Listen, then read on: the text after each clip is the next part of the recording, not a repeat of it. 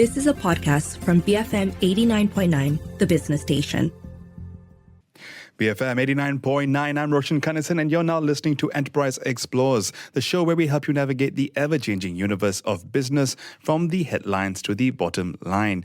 In recent weeks, stamp duty, particularly on employment contracts, has been a key and seemingly controversial topic. What began as an awareness audit by the LHDN on employment contracts has sparked heated conversation and debate, with businesses thinking or claiming unfair retrospective enforcement and industry bodies calling for clarity. Well, on June 6th, a major development occurred with the MOF and LHDN announcing more definitive policies, creating a cut-off date and providing exemptions for past contracts, employment contracts in particular. But does this move truly resolve the issue? And what does this all tell us about the future of tax compliance as Malaysia moves towards a full self-assessment regime? Well, to get into all this and much more, I have in the studio with me Encik Shafudin bin Yacob, Director of RPGT and Stamp Operation Department from the LHDN, as well as to provide an industry and advisory perspective, Solian Singh, Partner and Head of Tax at KPMG in Malaysia. Gentlemen, thank you for joining me in the studio. How are you both doing? Fine, thank you. Thank you, Roshan. Fine. All right, so to start us off, I want to do a little bit of a history lesson here because I think a lot of us take for granted stamp duty and where it came from. So before we dive into current issues, Encik Shafudin, could you tell us a little bit more about the Stamp Act 1949, which has been in law now for over 75 years, and take us through its original purpose and the types of stamp duty rates that businesses encounter today? Okay, Roshan, when we talk about Stamp Act 1949, as you know, I am also not born yet, because I was born in 1978. So when we talk about Stamp Act in Malaysia, which has been in effect for over 75 years, it's a piece of legislation governing the stamping of documents to make them legally valid and enforceable. It is originated during the British colonial rule and continues to play a vital role in the legal and financial framework of Malaysia. Stamp duty is a duty that imposed on documents, not by transaction. So the mode of stamping already evolved from time to time, started with the original stamp HASiL, as we can remember, how we buy the stamp HASiL and then we stick into the document and then we cross the document to make it valid. And then we changed to impress stamp, which, if you can remember, with the red and green ink. And then, of course, as the technology evolved, now we are on the e-stamping, whereby the stamp is using the stamping certificate, which is digitalized, generated by our system. So the original purpose of the Stamp Act 1949, okay, I can say is for legal validation, to ensure that certain documents are legally recognized and enforceable. And then for revenue collection, of course, to generate government revenue through stamp duties. And to prevent fraud, to provide a clear record of transaction and reduce fraudulent activities. And of course, the last one is to establish evidence to serve as a prima facie evidence of the contents of the documents in legal proceeding. So type of document which is subject to stamp duty, we have covenants and transfer of property, transfer of shares, transfer of businesses, securities, power of attorney, insurance policy, rental agreement, and of course lease agreement and others. And of course, the most hot topic publicly talked, which is employment contract. Okay, there are two types of rate for stamp duty, which are first is fixed rate stamp duty, whereby fixed duties are those imposed without any relation to the consideration or amount expressed in an instrument. Okay, and, for example, a certain document or transaction may have a flat stamp duty such as 10 ringgit for a particular type of instrument. And then second one is ad valorem rate stamp duty, where ad valorem duties are those levied in relation to the value of the consideration disclosed in an instrument. For example, a transfer of property or shares where stamp duty is payable at certain percentage of the transaction amount of value or market value, commonly applied to property transfer, loan agreement, or other high-value documents. I think that's all for now. I can talk half an hour. So, Lansing, let's go over to you then. Yeah, sure. To help us further set the stage up, I think Mr. Shafudin has already explained some of the key types of documents that are typically needed to or subject to stamp duty, or some key examples there. Maybe we can dissect this a little further. How is an agreement or contract defined here? And in this digital age, do things like email agreements count as well in terms of the stamp duty? I think Encik Shafudin has given a very comprehensive example in terms of that. As we know that under the Stamp Act 1949, when you talk about stamp duty, referred to as instrument, which broadly includes every written document. So, definition of agreement or contract.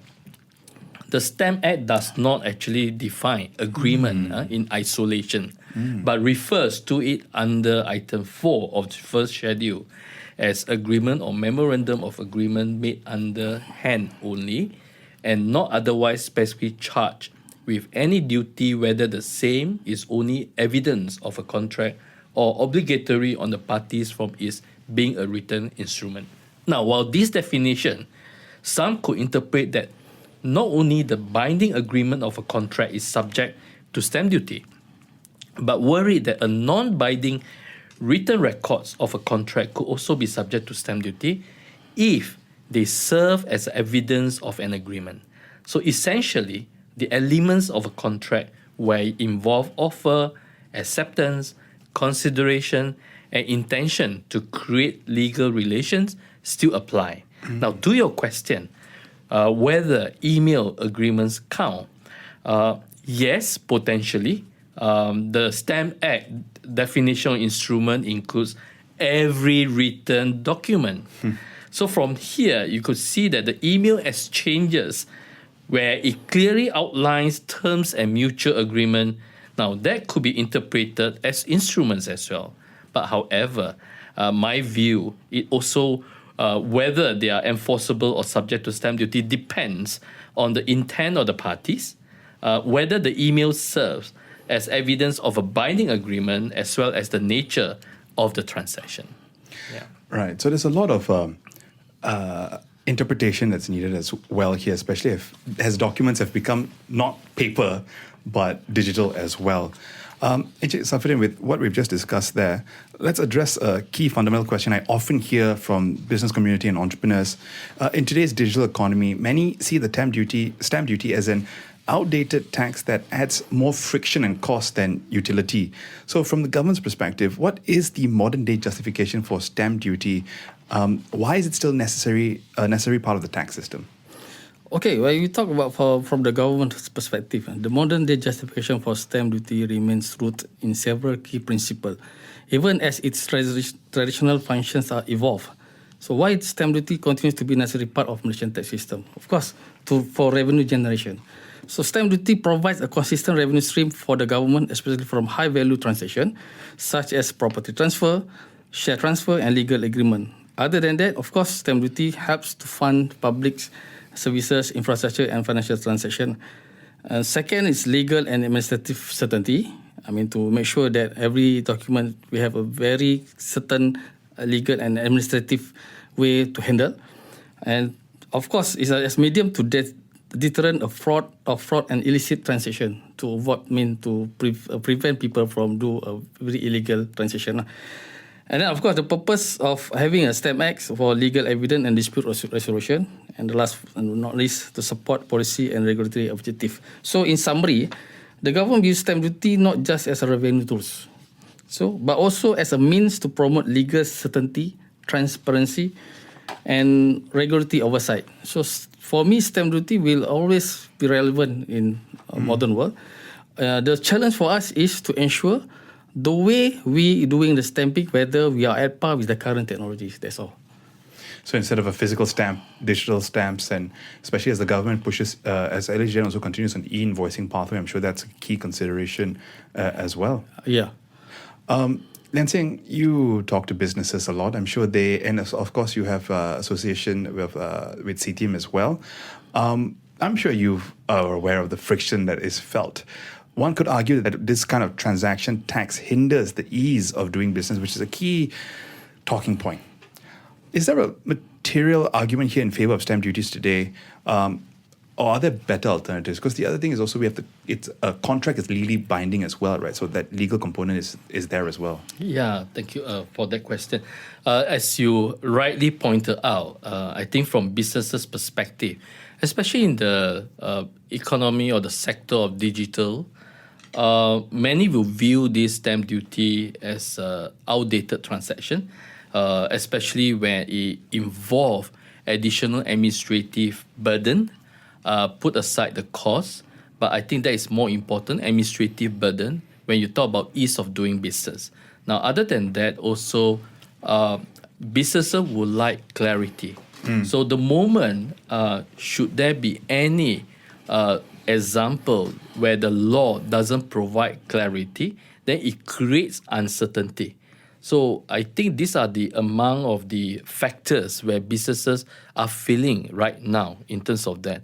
As to your question, is there any alternative? I will only say that from the global perspective, there are many economists or tax reformers will express their view that stamp duty is an inefficient and distortionary kind of impact. There are countries who come up with some alternative example, land value tax.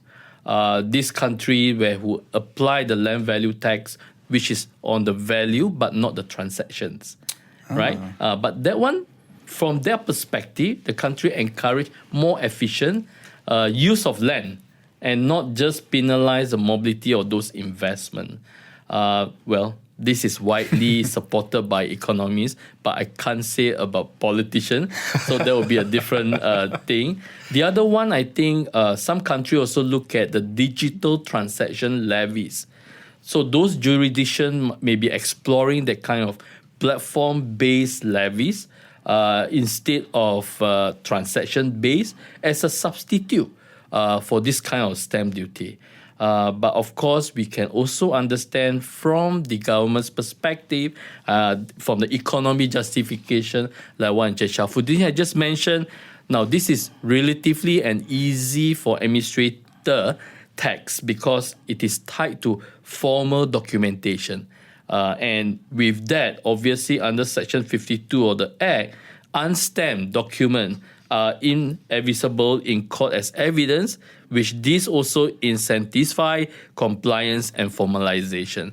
Now, my view, businesses will have their grounds of argument, but we also got to look from the government perspective. But one important, my view, that where they have an e-stamping, I thought that is a very good platform to move forward. The only request I could make is provide clarity in terms of whatever guideline and provide those guidelines on time to the taxpayer when you need to apply what is stampable and what is not stampable. And not forgetting, also targeting the exemption group for the low risk or low value transaction.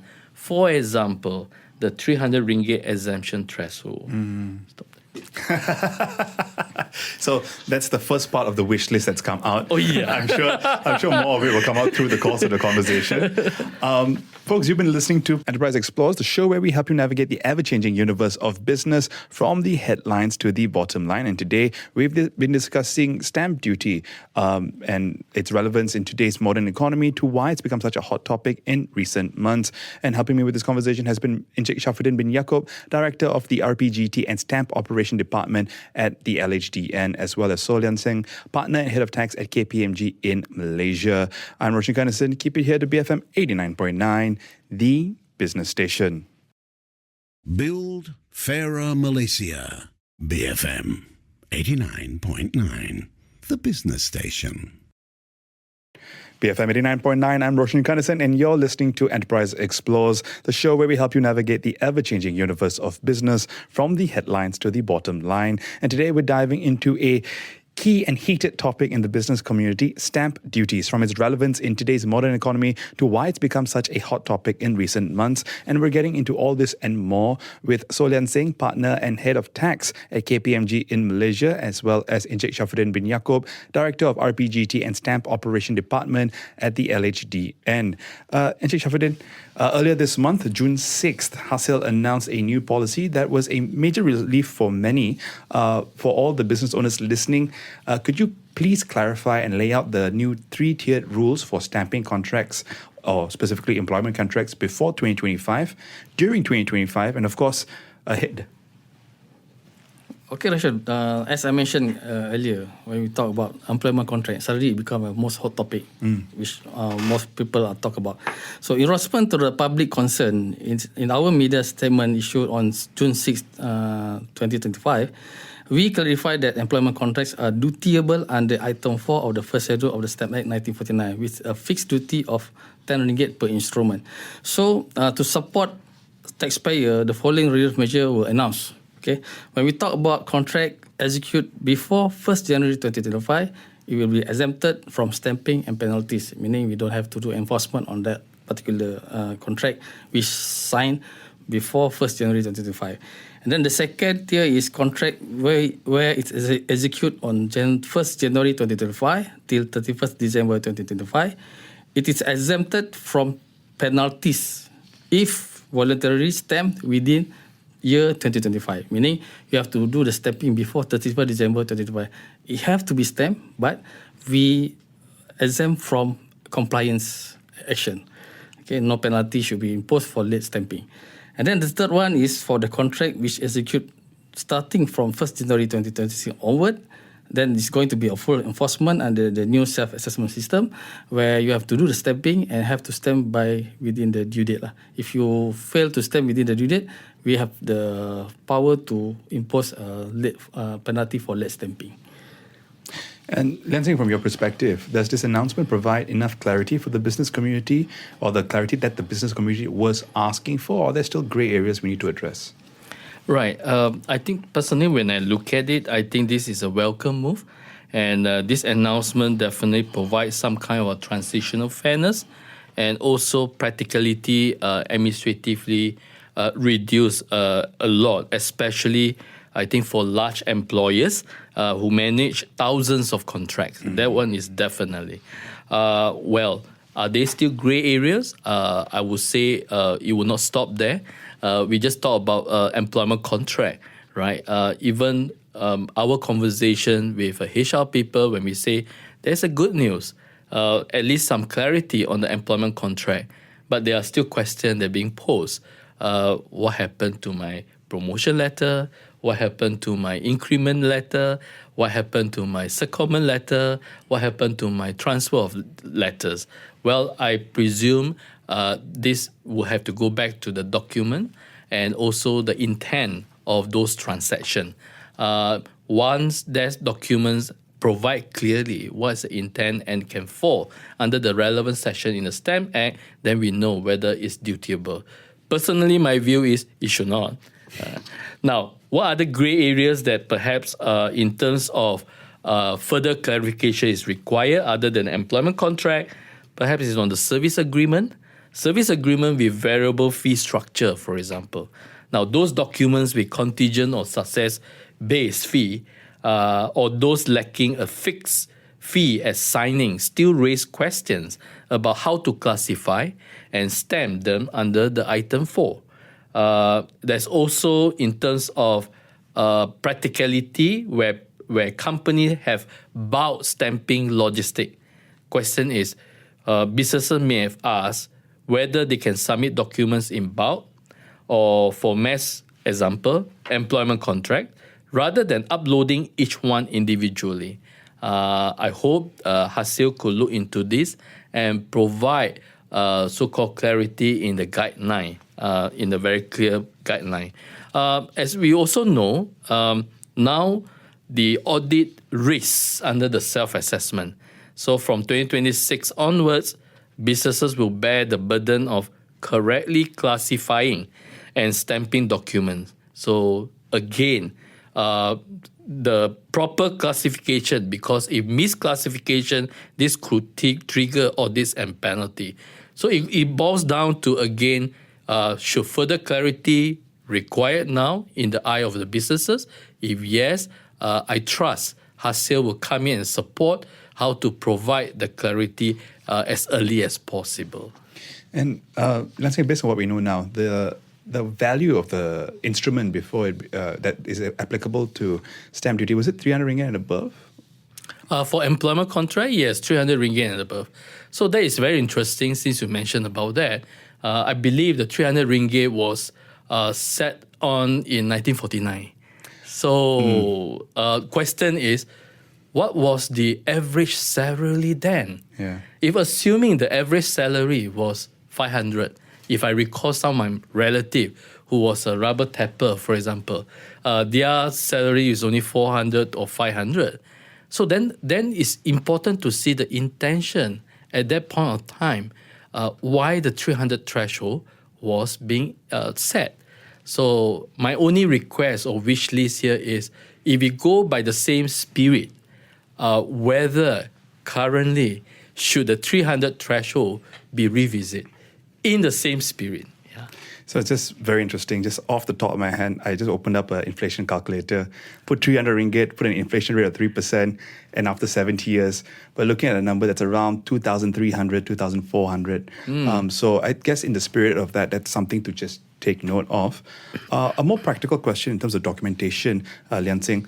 Now that we know that specifically for the documents that have been that are under the three-tiered rule, employment contracts in particular, the contracts executed before January 2025 are now exempt or don't need to be stamped. What's your advice for companies regarding these old documents? Right? Should they just be filed away, or is there a reason to review them, if any? If you look at it, I think we are now coming to the self-assessment. When we talk of self-assessment, it means that documentation becomes very important. To your question, whether it can be filed now or it should be reviewed, my advice to businesses is it's good to take kind of a health check. Whether those that document you enter into, was that really fully executed before 1st Jan? There could be some agreement that enter into, perhaps it's not formally signed, or has there been any amended or replaced, or also whether is it clearly documented with a signed date, because the law talks about execute date.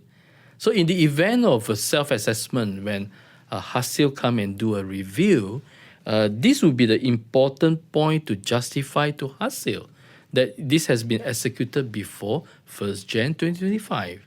Yeah, so to be fair to HASiL, these are the items they need to satisfy themselves and say that these are all within the law.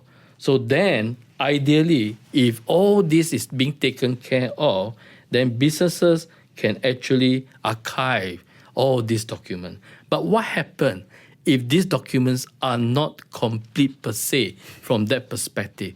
It's a good learning point, also a good practice for way forward, because 2026, this is where self-assessment comes in. These are the key, I would say, high-risk key point.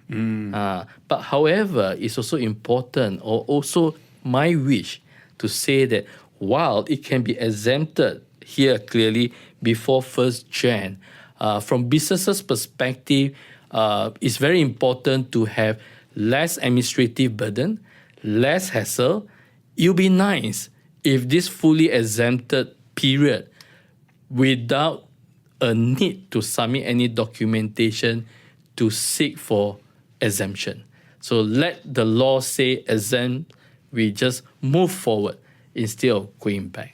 Clean slate. Up next, we'll talk about what other stamp duty issues businesses should be aware of, as well as intercompany service agreements and whether they're subject or how they're subject to some stamp duty and the cost implications. Folks, you're listening to Enterprise Explores, the show where we help you navigate the ever-changing universe of business from the headlines to the bottom line. And today, we're dissecting stamp duties from its relevance in today's modern economy to why it's become such a hot topic in recent weeks. I've been speaking with Encik Shafudin bin Yacob, Director of the RPGT and Stamp Operation Department from the Inland Revenue Board of Malaysia, and Lian Sing, Partner and Head of Tax at KPMG in Malaysia. I'm Roshan Kanesan. We'll be back in just a bit, so keep it here to BFM 89.9, the business station. Business, finance, and more. BFM 89.9. BFM 89.9, I'm Roshan Kanasin, and you're listening to Enterprise Explores, the show where we help you navigate the ever-changing universe of business from the headlines to the bottom line. And today we're diving into a key and controversial topic in the business community, stamp duties, from its relevance in today's modern economy to why it's become such a heated conversation in the last few months. We're getting into all this and more with Encik Shafudin bin Yacob, Director of the RPGT and Stamp Operation Department at LHDN, as well as Solian Singh, Partner and Head of Tax at KPMG in Malaysia. Gentlemen, for the next few minutes, I want to dive into looking beyond employment contracts in more detail and, of course, the future of self-assessment. Just before the break, we were talking about some of those implications, actually. So, Lian Singh, I'm hoping we can expand on that a little further. With the employment contract issue now mostly clarified, what other stamp duty issues should businesses be aware of? For example, intercompany service agreements subject to stamp duty and perhaps the cost implications. When we talk about intercompany service agreement, yes, if there is a formal written agreement where these are generally subject to stamp duty under item 27A, 3 of the first schedule. The standard rate is 0.5%, but is capped at 0.1% under the stamp duty remission. Now, this is a very interesting part, as we can see majority of the companies in Malaysia are the SMEs. We got to acknowledge that documents-wise, when SMEs enter into, how complete are these documents? So when we involve interco, for example, when there's no formal agreement, if I were to take a very simple approach, company A, company B are related. He probably rent out space to company B. They're all at the market rate, right? But there's no agreement. Perhaps I'll just send an invoice for that reason. So based on the current understanding, then there should not be any stamp duty because there is no agreement. Of course, that is how most practice of the businesses do in terms of that. Question here is this, currently based on our understanding during the awareness of the audit by HASiL, HASiL is currently looking at whether there's a document exists. But future audit, may look at substance over form, especially where it involves other tax issue, example, transfer pricing. So businesses also got to take note, while your current practice, you are having a simple approach, say invoice without agreement, but you may have other issue to consider as well, right?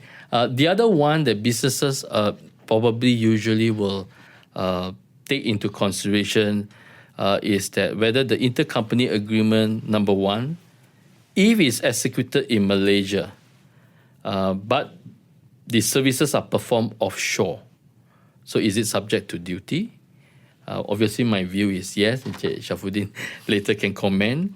However, if it's executed abroad, but the services could be rendered locally, now based on what the interpretation of the law, that document, unless it's being brought into Malaysia, otherwise it's not stampable.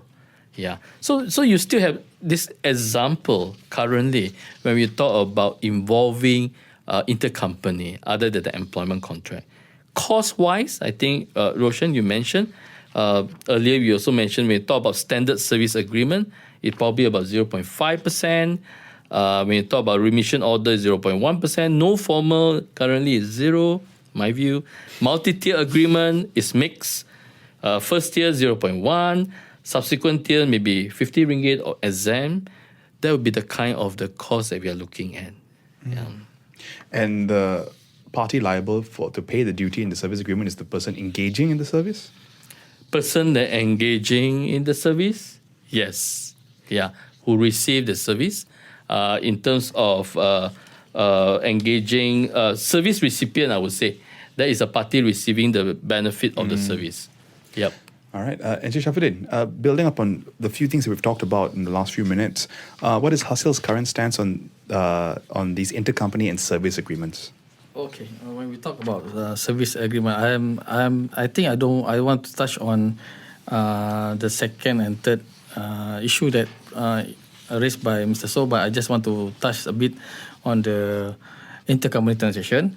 Okay, as we know, when we talk about transfer pricing, when we want to justify the arm's length issues, of course, other than the invoice issued by the company, of course, we were referring to the agreement, whether there is an agreement or not, to support the rate that you are using for the rental.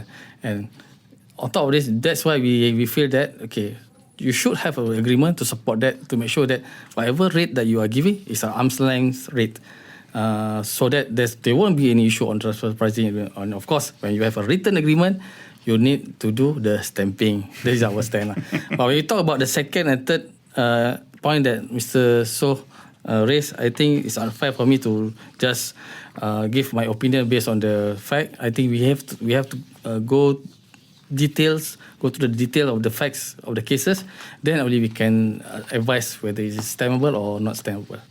So in those kind of situations, business owners should just reach out to LHDN? Yep.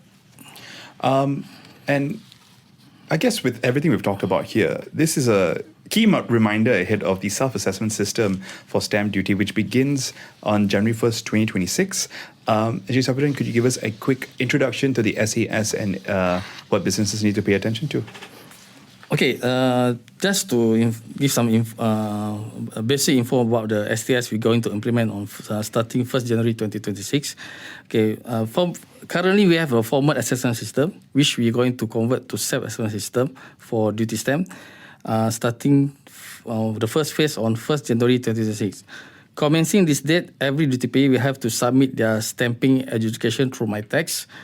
So self-assessment system of stamp duty will have in 3 phases. So the first one is going to commence on 1st January 2026, which involve securities instruments, lease agreement, and rental instrument. And of course, general stamping instrument. Okay, the second phase is going to commence on 1st January 2027. Only involve transfer of property without valuation, meaning the property that you bought from a developer. Okay, the third phase is going to commence on 1st January 2028, which involve all the instrument other than the phase 1 and phase 2 SCIS. All right, so that's the timeline layout for it. And as we come to the close in this conversation, Lian Sing, perhaps you can tell us a little bit more about what businesses need to do to best prepare for this new era of self-assessment. You know, what do they need to change in terms of their internal processes and maybe key risks they need to manage? Right. As we have talked about the self-assessment regime that changes, I think what is important, businesses must know and determine the duty payable on their own, right? Because it's under self-assessment. And this is where it is important to have certain kind of knowledge, how and what rate to apply. Number 2, with the self-assessment and submitting of the returns instrument are all via stamps. So therefore, taxpayer also must be aware that it's no longer like the past practice. You go from one counter to the other. Now everything you can submit returns and instrument electronically. Once the duty is paid, and this is based on the understanding, is a deemed assessment. So what does it mean? The act of submission is treated as final unless it's challenged. Now this actually marks a significant shift from a reactive, where IRB led the process, to a proactive, taxpayer-driven one. I presume this is also coincide with the rollout of the stamp duty audit framework effective 1st Jan 2025, which introduces both the desk and the field audits in terms of that. Now, what businesses can do or must do to prepare? Number 1, in my view, the businesses should now try to map and classify all the stampable instruments. Start by identifying all the documents that may be subject to duty. Example, the employment, the interco contract, loan, tenancy agreement, things like that. Now, this classification must then be centralized and standardized. Now, especially for large groups who have decentralized operations. Number 2, with this assessment now moved to the taxpayer's responsibility, very important to have an update or constant update on their internal workflow.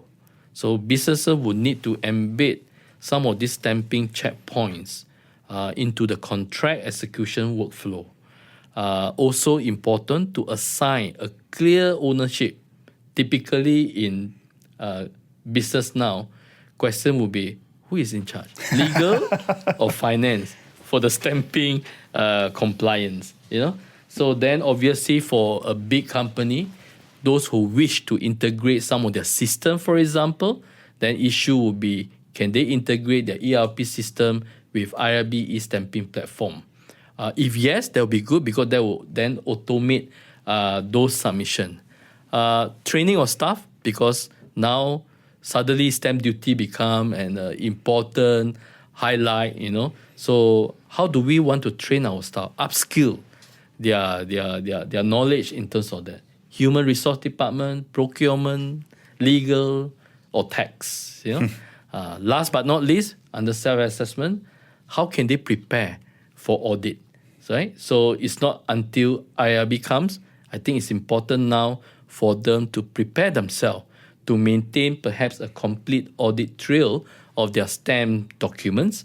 Definitely need to document the rationale for non-stamping document. Simple example relate to the exemption and continuously to conduct internal review in terms of that. So that would be my advice. Anything else to add to the wish list? The other wish list here, I would like to suggest. I think I mentioned about the 300 ringgit. I mentioned about the exemption prior to 1st Jan. And since I would like to applaud what HASiL has done based on feedback, giving treatment to employment contract, the other wish list is to extend this exemption and also concession to other type of agreements as well. That will facilitate businesses way forward. Yeah, I think that's a clean slate is something a lot of businesses are asking for. I can see Encik Shafudin just laughing at the corner a little bit over there. I presume anything you want to end on, Encik Shafudin? Okay, I just want to add on to the public, as we know that we have to be aware of whatever instrument being stated in the Stamp Act. So as long as the instrument is not being mentioned, being exempted, then you have to do the stamping. So we have to take out the mindset that saying that when we want to take the document to the court only, we do the stamping. No, there's no such thing mentioned in the Act. So I frankly advise to the public, I hear the wish list given by the Mr. So, I hear that, but I'm not in the position to decide. But my advice to the public is, if you have the instrument written, do the stamping. That's all. All right. And if anyone wants to send over their feedback, Encik Shafudin, I presume, again, just send it over to LHDN. Yep. No problem. All right. Gentlemen, thank you both for your time today.